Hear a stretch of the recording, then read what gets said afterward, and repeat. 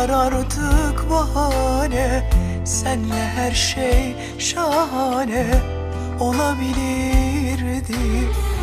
Bir sorsana kalbine, sevgi çok bol dese de aynısından bir tane bulabildin mi?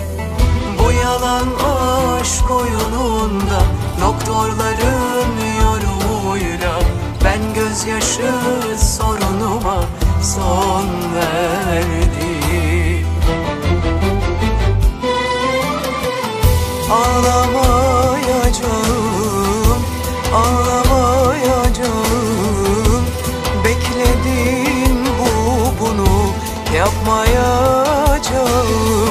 Belki zor gelecek ama karşına geçip de hüngür hüngür bir daha hiç ağlamayacağım.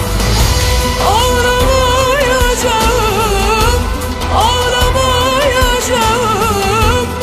İstediğin bunu yapmayacağım.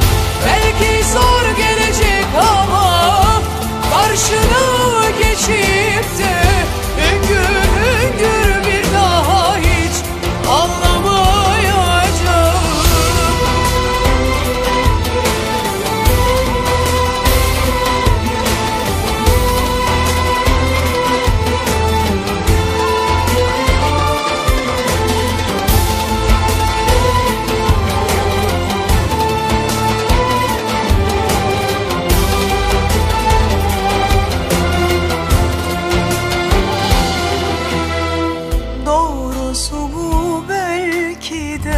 Yaşa kendi kendine, mutluyduk ya daha ne olabilirdi? Bir sorsana kalbine, sevgi çok bol dese de aynısından bir tane bulabildin mi? Bu yalan aşk oyununda doktorların yorumuyla ben gözyaşı sorunuma son verdim.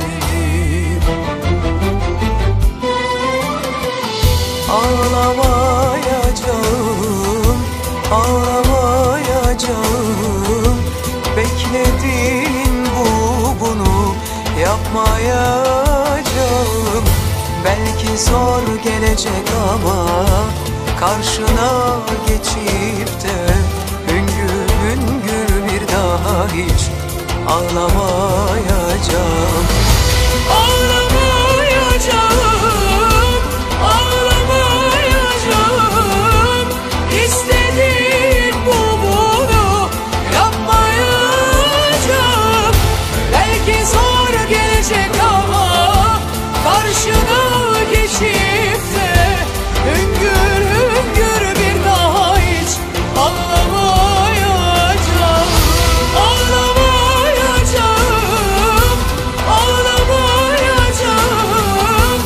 İstediğin bunu yapmayacağım. Belki zor gelecek ama karşına geçip de hüngür hüngür bir daha hiç ağlamayacağım. Hiç kimse için bir